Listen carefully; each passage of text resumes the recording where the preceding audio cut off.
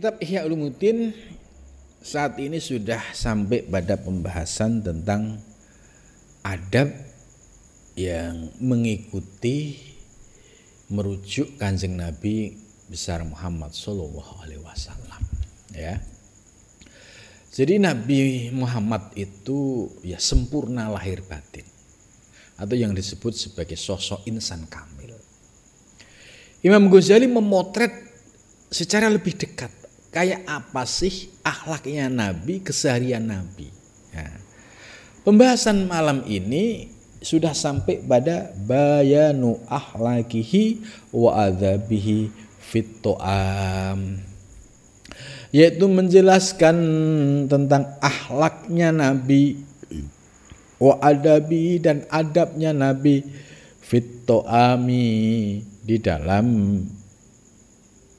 makan gitu. Jadi sampai kita diajarkan oleh Imam Ghazali supaya dapat keteladanan yang utuh, ya, tidak hanya terkait dengan ubudiyah tapi kehidupan sehari-hari, termasuk bagaimana adabnya Nabi ketika sedang dahar atau sedang makan. Karena ada siapa Nabi Sallallahu Alaihi Wasallam yakulu, yakulu Nabi dahar, ya dahar itu bahasa Jawa, ya. Yakulu makan siapa Nabi ma sesuatu wujida yang ditemukan, atau kalau majhul wujida yang ditemukan. Kalau wajada, wajada yang menemukan siapa Nabi, ya pada ma itu. Jadi artinya Nabi itu kalau dahar, kalau makan, ya apa yang ada itu. Apa yang ada, yang ditemukan, itulah yang dimakan oleh Nabi itu. Ya, kalau kita ya paling tidak bisa mengikuti itu. Ya, apa yang ada ya kita syukuri, kita nikmati. Wakana dan ada siapa Nabi, wakana dan ada apa habbu to'am, makanan yang paling disukai ilahi kepada Nabi, yaitu ma sesuatu karena yang ada apa ma, ya, alat dhufafin, yaitu sesuai dengan hajat itu. Jadi makanan yang paling disukai Nabi yaitu makanan yang sesuai dengan hajat atau yang diperlukan. Ya, dhufaf ya dicek itu maknanya sesuai dengan hajat, ya. Waddofafu maka surat alaihil adat, maksudnya dhofaf makna lain, ini ada penjelasannya. Waddofaf dan bermula dhofaf itu maka surat alaihil aidi, yaitu makanan yang diproses ya secara alami oleh tangan gitu. Ini makanan yang paling disukai Nabi. Ya mungkin kalau di wilayah Arab ya zaman Nabi itu ya roti yang diproses secara alami, ya mulai dari gandum kemudian diproses sampai menjadi roti gitu. Kalau di Indonesia ya tentu berbeda geografisnya. Di Arab tidak ada padi, nggak ada beras. Ya, tentu dalam memahami ini ya kita harus sesuai dengan kondisi lokal kita. Itu. Tidak harus ya misalnya memahami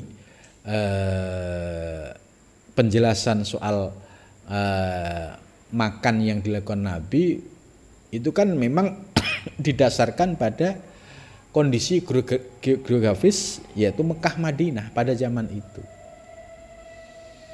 Ya, maka nanti ada beberapa hal yang seperti contoh Nabi kalau dahar itu dengan tiga jari, ya 3 jari.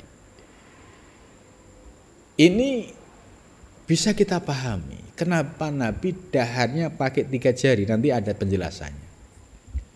Karena yang dimakan ya di Arab itu adalah satu kurma, ya kurma.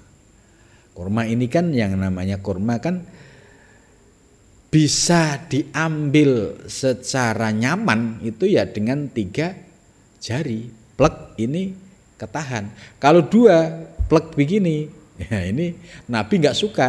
Nanti ada penjelasannya. Kalau ngambil kurma kok 2 ini nggak suka Nabi. Nabi itu ya 3 kalau nggak 4. Artinya ketika diambil itu posisinya itu saling mengunci. Jadi diambil terus dimasukkan ke mulut itu.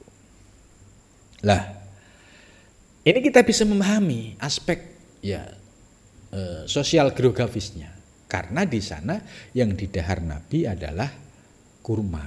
Kemudian roti juga sama. Setelah roti disobek, kemudian dikasih ya kayak model sini tuh sambelnya, itu ya cukup 4 ini jari cukup. Ya. Lah, kemudian kita yang hidup di Indonesia yang makanan sehari-harinya pakai nasi, kemudian mempraktekkan apa yang dijalani Nabi dengan 3 jari, tentu ini akan menjadi persoalan baru. Bisa dibayangkan kalau kita makan nasi 1 piring dengan 3 jari, ini kapan selesainya? Itu kan itu. Maka ya hal semacam ini kita bisa menempatkan sesuai porsinya. Oh, berarti karena yang kita makan itu nasi, ya nasi itu kecil, ya. Kalau kita pakai 3 jari begini, ya lepas terus. Ini enggak kenyang-kenyang gitu. Kalau 4 ya agak kecil. Kalau pakai 5 jari, ini kan dalam rangka untuk menahan.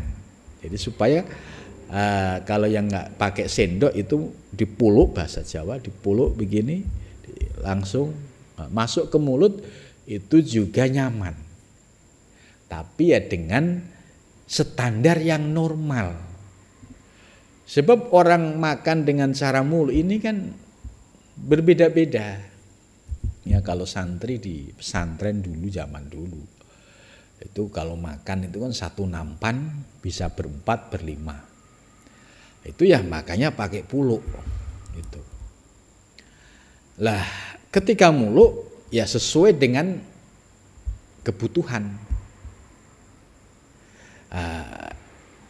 Ini sesuai dengan kondisi lingkungan kita. Nah, bagaimana kalau ada orang muluk yang overdosis, muluknya pakai gini, ya, terus begini, ya, ini kan nggak ada indahnya, nggak ada adabnya, nggak ada, karena ini kayak orang, ya istilahnya orang yang tidak berkebudayaan gitu. Ya, masa makan pakai begini terus begini, kan nggak bagus. Ya kita ambil yang jalan tengahnya, yang normal, ya, yang ini menurut adat itu budaya itu ya yang sopan, yang baik itu. Ya, tidak menjijikkan. Kalau makan pakai ini kan berbeda. Tapi bagi orang yang di luar Indonesia, ya misalnya kayak di Afrika tuh, itu kalau makan dia pakai muluk itu ya puluhannya besar dia, puluhannya besar. Lalu di kita ini kan puluhannya kan ya sederhana itu. Nah ini salah satu contoh kita memahami ya Nabi ketika dahar menggunakan 3 jari itu konteks sosialnya, argumentasinya kita paham. Oh karena yang di dahar Nabi adalah kurma gitu. Tentu kalau kita makan nasi, kalau kita pakai ini tentu beda. Harus disesuaikan dengan ya lokalitasnya. Oh ya, kalau di kita Indonesia Jawa makanya pakai nasi, ya kalau muluk ya standar seperti ini karena dia membutuhkan ya 5 jari ini gitu. Jadi jangan sampai tekstual. Kalau tekstual tadi, tekstual itu ya di teks hadis ini begini, kemudian dia karena ini hadis dari Nabi ya, iya Nabi kalau dahar 3 jari iya, ya sudah dia makan pakai 3 jari benar. Akhirnya ya dibuat ketawaan orang, kok nggak habis-habis ya. Bagaimana mau habis yang 3 jari, ketika mau ngambil lepas lagi ya nggak selesai gitu. Nah ini yang dimaksud dalam memahami hadis Nabi itu ya jangan tekstual tapi kontekstual gitu. Kontekstual itu ya artinya disesuaikan dengan kondisi lokalitas atau geografisnya itu. Terus selanjutnya, wakana dan ada siapa nabi idza wudi, wakana dan ada siapa nabi idza wudiat ketika diletakkan apa al maidatu maidah makanan ya, nabi berdoa bismillahi ya, bismillahi dengan nama Allah. Jadi bismillah ya langsung ingat Allah. Karena makanan apapun yang dihidangkan di hadapan kita itu hakikatnya ya rezeki dari Allah. Kalau nggak dari Allah, dari mana lagi coba? Apakah ada selain Allah yang menyediakan rezeki di alam semesta ini? Gitu. Jadi ketika bismillah itu yang diingat ya Allah. Ketika kita makan nasi, oh yang diingat ya nasi ini adalah ya prosesnya ya dari mulai nanam benih sampai panen itu kan cukup panjang, kemudian sudah di hadapan kita tinggal eling. Ini kalau nggak ada anugerah Allah, Allah tidak memberikan hujan, tidak memberikan air, ya ini nggak mungkin jadi nasi. Gitu. Terus ditambah lagi, ya kalau ini nggak selamat dari hama, juga nggak mungkin bisa dipanen. Gitu. Jadi ketika Bismillah ya Allah, bersyukur banget ya Allah, saya tidak pernah susah payah seperti para petani yang nanam padi. Ya kita tinggal ingat sama Allah bahwa ini anugerah dari Allah. Ya terkadang manusia lupa ya untuk baca bismillah. Bismillahi dengan nama Allah. Jadi maksudnya dengan mengingat Allah. Mengingat Allah itu maksudnya hakikat rezeki yang ada di hadapan kita. Ini rezeki dari Allah, apapun bentuknya. Kalau kita pandang kepada Allah, semua menjadi nikmat. Itu. Ij'alha, jadikanlah ya makanan ini nikmatan sebagai nikmat. Ya akan menjadi nikmat kalau dipandang kepada Allah, sekalipun hanya nasi sama sambal bawang sama ikan petek ya, ikan laut, itu kalau dinikmati, disyukuri, eling sama Allah, itu nikmat gitu. Ini kalau kita mau merasakan makanan yang nikmat, eling sama yang memberikan nikmat. Sebab kita bisa mengkaji dari semua aspek. Ya, makanan yang datang di piring kita, kalau kita tafakuri itu kan panjang. Misalkan ikan petek, ini kan hidupnya di laut. Ini ikan ini siapa yang nangkep, gitu kan? Prosesnya panjang. Tiba-tiba sudah di hadapan piring kita. Itu juga sambal. Ya ini yang nanam cabai siapa? Ya kita tinggal makan. Gitu. Terus berikutnya kondisi badan kita sehat. Ini juga nikmat. Coba kalau ada orang makan semuanya mewah tapi sakit gigi atau dikasih sariawan aja, ya, itu nggak ada nikmatnya. Kenapa? Ya dikurangi kenikmatan dari Allah dengan penyakit sakit gigi ditambah sariawan. Lah, dengan penyakit ini sebenarnya untuk menyadarkan supaya nanti kalau sehat, kalau makan ya eling sama Allah gitu. Karena merasakan betul bagaimana susahnya, tidak nyamannya ketika orang mau makan sakit gigi atau sariawan gitu. Ini contoh itu. Kalau orang yang mau berpikir terus, merenung terus, ketemu. Oh iya ya. Itu kenapa kita diberikan nikmat yang melimpah, kadang kita lupa sama Allah. Jadi nikmatin sambal, nikmatin ikan peda, ikan laut. Ini sederhana, tapi kalau kita eling sama yang memberi nikmat itu luar biasa ya. Maskurotan yang disyukuri. Maskurotan yang disyukuri, nikmat yang disyukuri.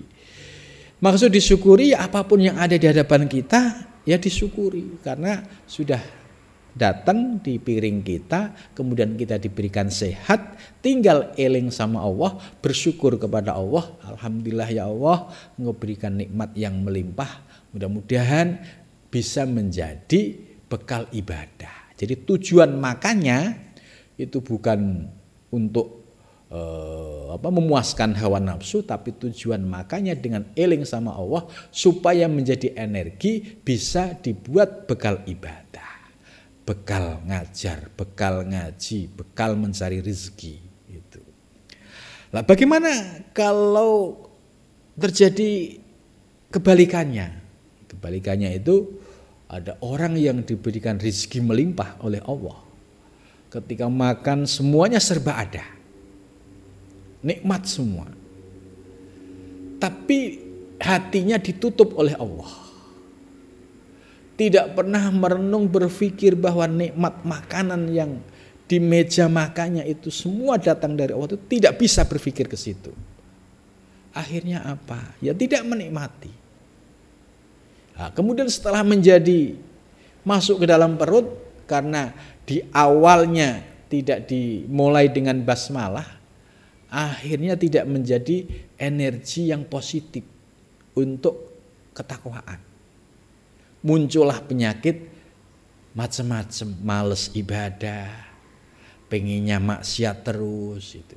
Karena ketika makanan masuk tidak eling sama Allah. Ditambah lagi kalau makanan yang masuk dari sumber rezeki yang tidak halal, ini secara otomatis akan memproduksi yaitu ya darah hitam ya sebagai tempat berkembang biaknya iblis yang ada di dalam diri kita. Sehingga bisa disurvei, dibuktikan teori ini. Orang yang makannya sumbernya dari rezeki yang tidak halal, haram ya, itu bisa dilihat dampaknya. Ya pasti tarikan kemaksiatan tinggi, tarikan ke ibadah berat. Kalau dimakan istrinya, pasti istrinya juga akan menjadi pribadi yang perilakunya akan semakin aneh-aneh. Ya, melawan suami, tidak tanggung jawab dengan anak gitu. Karena hawa nafsunya menuntut dia terus untuk melakukan hal-hal yang fasak dan mungkar. Begitu juga anak-anaknya yang diberikan makanan yang haram. Ya, itu juga bereaksi. Akhirnya menjadi anak yang melawan, yang menentang dan tidak taat ibadah. Nah, maka orang yang sumber makanannya dari barang haram, itu rumahnya itu tidak menjadi baiti jannati, surgaku, rumahku surgaku. Tapi rumahnya sudah berubah menjadi neraka. Suaminya dengan karakternya ya yang didominasi oleh ammaroh, istrinya juga sama, ammaroh lawahmanya dominan, anaknya juga sama, sehingga yang terjadi tidak ada ketenangan, ketentraman, kenyamanan dalam rumah tangga. Ini semua berawal dari makanan yang masuk ke dalam diri kita, keluarga kita, anak-anak kita. Maka akan menjadi penting setelah kita memperoleh dari sumber rezeki yang halal, kemudian kita saat makan eling, ingat ya, ketika baca bismillahnya, itu bismillahnya yang berbobot ya. Bismillah yang eling bener sama Gusti Allah, bukan sebatas bismillah di lahir gitu. Kalau anak-anak ini kan kalau suruh makan berdoa dulu ya. Ya bismillah anak-anak ya sebatas di lesan. Tapi itu lebih baik gitu. Nah, kalau kita orang yang sudah dewasa tentu harus bisa memahami substansi bismillah di dalam makan. Nikmatal jannati, yaitu nikmatnya surga gitu. Jadi sekalipun hanya nasi putih, sambal bawang sama petek, itu sudah nikmatnya kayak surga gitu. Ini istilahnya keluar keringat, wah luar biasa nikmatnya itu. Kalah dengan yang di hotel bintang 5 itu kalah nikmatnya ya. Karena nikmat ini rahasia seseorang gitu. Belum tentu orang yang di restoran mewah itu nikmat, itu belum tentu itu.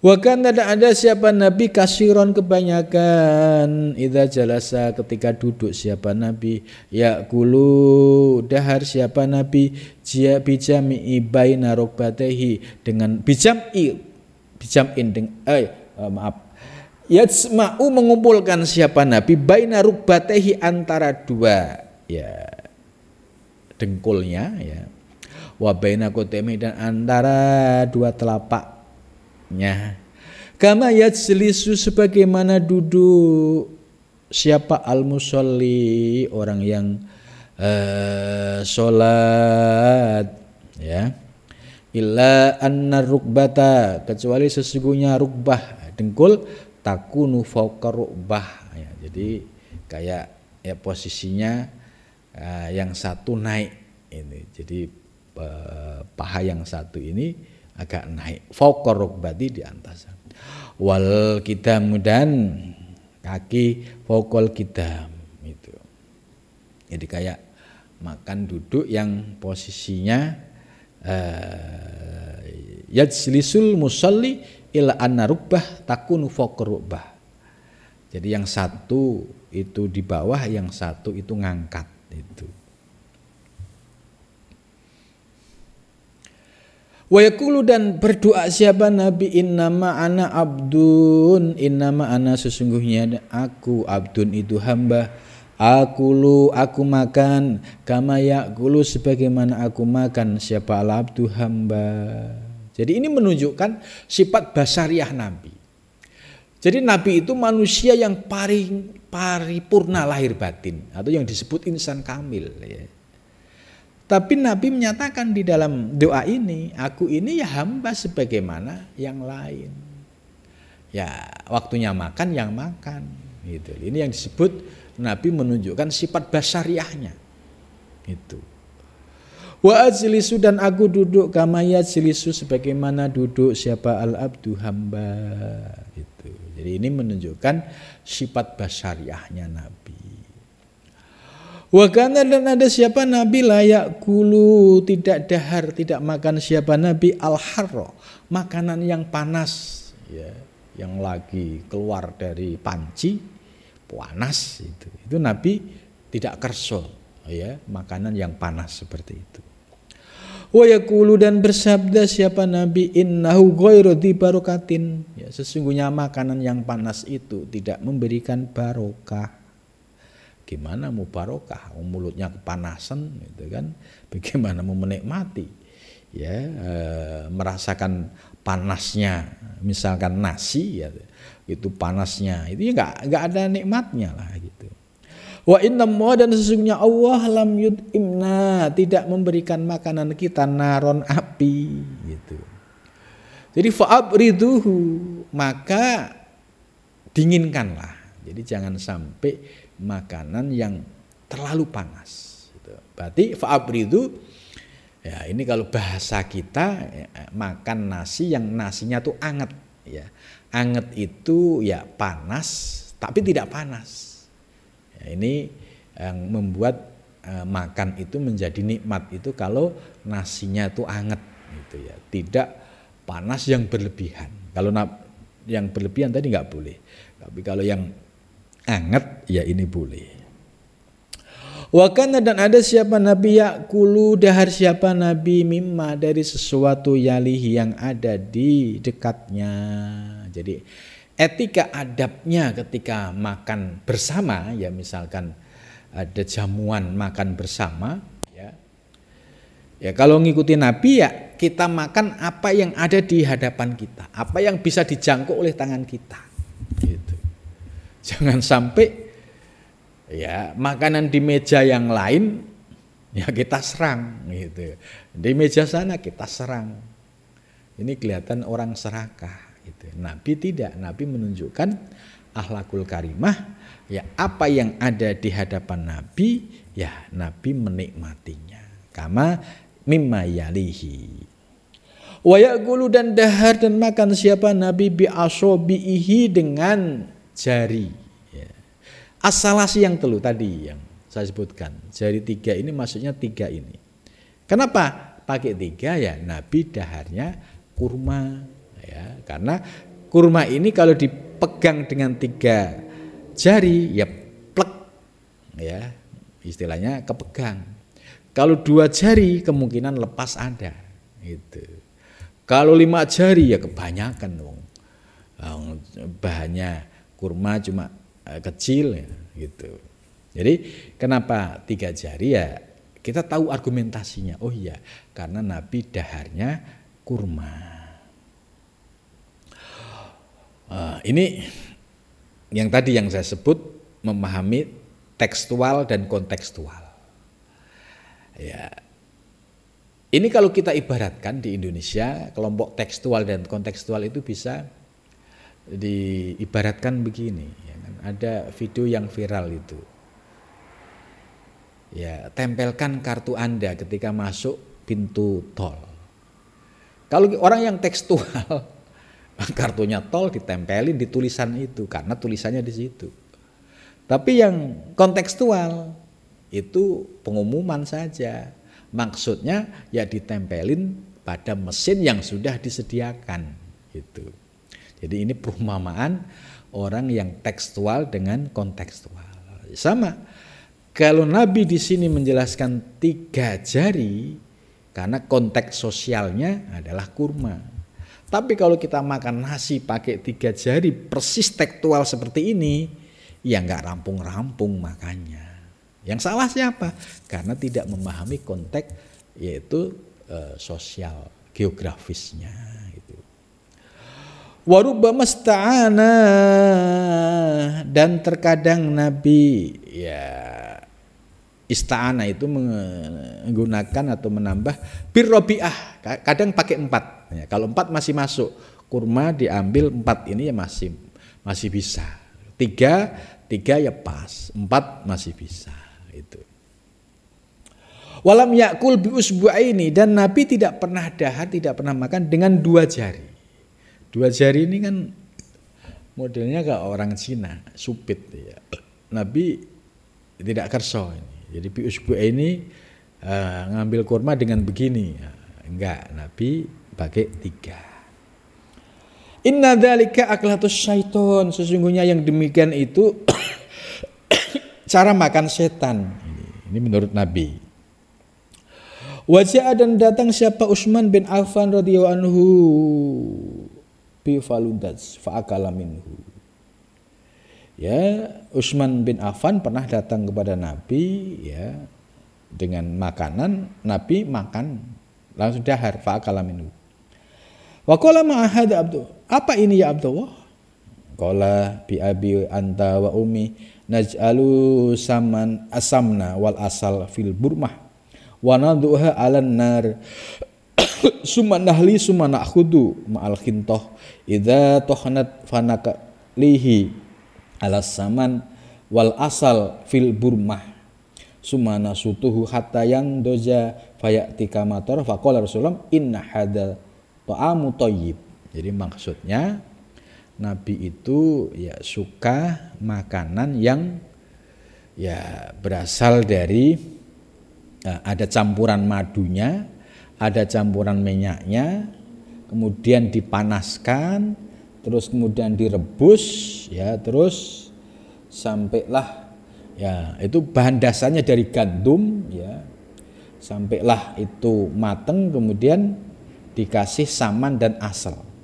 Jadi maksudnya bahan dasarnya dari hintoh, yaitu gandum yang dimasak ya di atas tungku, kemudian setelah selesai kemudian dikasih minyak, samin dan madu, ya, fil burmah, di dalam priuk dimasukkan di situ.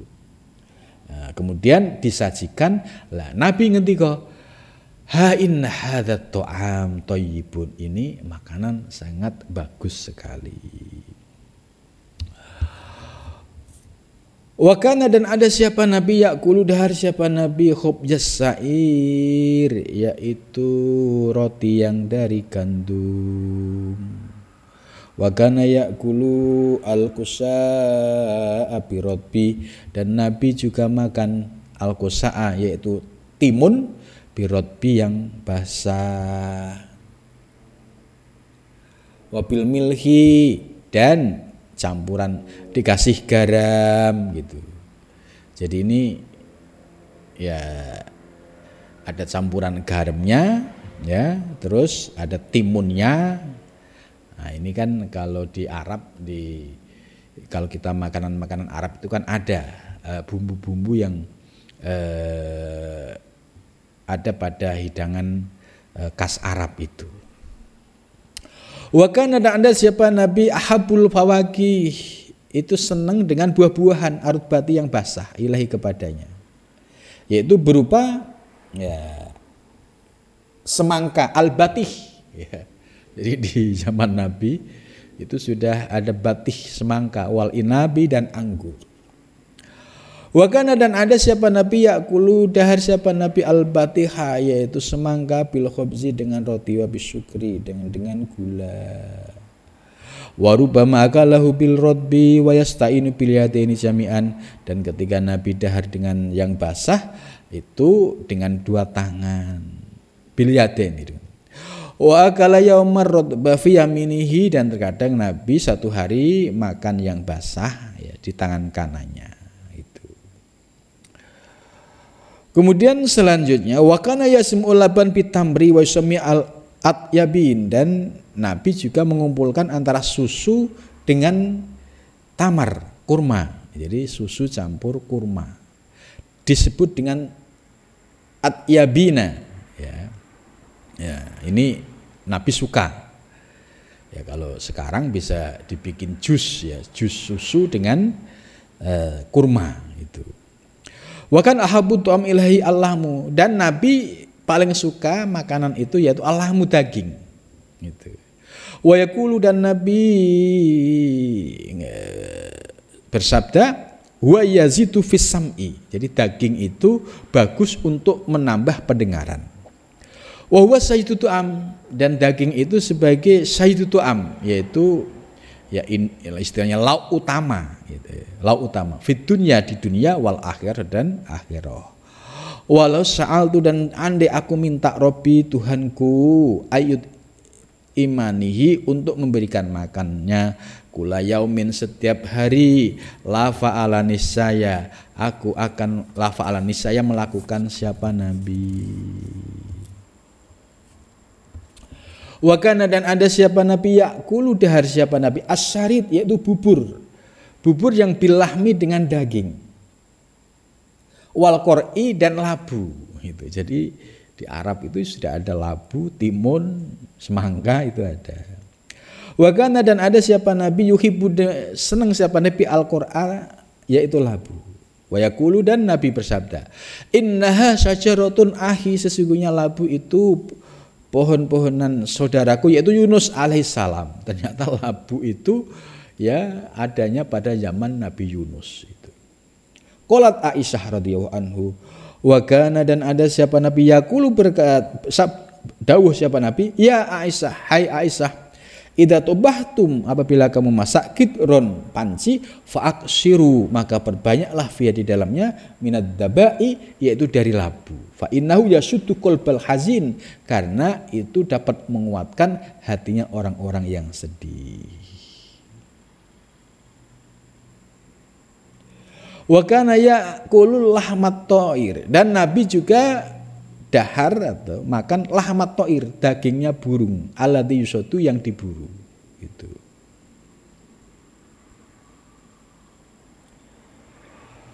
Wa kana, dan ada siapa Nabi idza akala, ketika dahar siapa Nabi alahmad, daging, lam yutokti, ya, tidak membungkuk roksahu, kepalanya, ilahi, kepadanya, wa yarfa'uhu ila fihi sumayan hasu insyaman. Ya, jadi Nabi itu ya kalau dahar itu tidak sampai membungkuk ke bawah, itu tidak, itu ya. Wa kana ya'kul al-khubza wasaman, dan Nabi juga dahar dengan al-khubza, roti, wasaman, dan minyak samin. Wa kana yuhibbu minasati, dan Nabi juga senang yaitu dari kambing, dari sisi darok, lengan, ya istilahnya sempolnya gitu. Jadi ya, bagian-bagian kaki ya itu Nabi suka. Wada'a fi ajwafil barokah, dan Nabi berdoa hiya minal jannah, ini adalah dari surga, wasyifaun, dan obat, minas sumi wasuhr, yaitu bisa jadi obat untuk suher itu sihir gitu.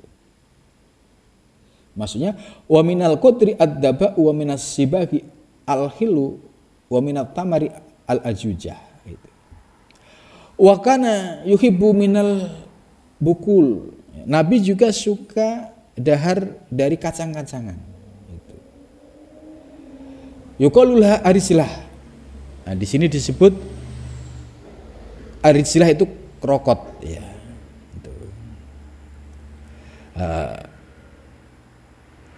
Kemudian Nabi ya menyampaikan akhir to'am aksaru bakorah, ya, orang yang kalau makan bersama kok di akhir itu paling banyak barokahnya. Jadi kalau santri 4 orang kok paling akhir itu dia yang banyak berkahnya gitu. Kemudian wa idza farogo, ketika Nabi ya, wa kana la yamshi bil mindil hatta yalaqu asabi'ahu wahidatan. Nah, Nabi itu ketika dahar itu tidak mengusapnya dengan mindil. Mindil itu sapu tangan, kalau zaman sekarang itu bisa berupa tisu ya. Tapi Nabi yaitu membersihkan dengan dibersihkan dengan dilomoti kalau bahasa Jawa gitu. Jadi karena ini sumber keberkahannya di sini. Nah, ini yang harus bisa kita teladani. Jadi tidak cepat-cepat dengan mindil ya, kalau sekarang itu pakai tisu, tapi dilomotin dulu jari-jarinya gitu. Wa yaqulu innahu la yadri ayyafitam. Karena apa? Kok Nabi sampai melakukan demikian ya? Karena tidak tahu dari mana makanan itu yang paling barokah itu. Bisa jadi yang tersisa di sela-sela jari itu bisa jadi itu yang menjadi sumber barokah.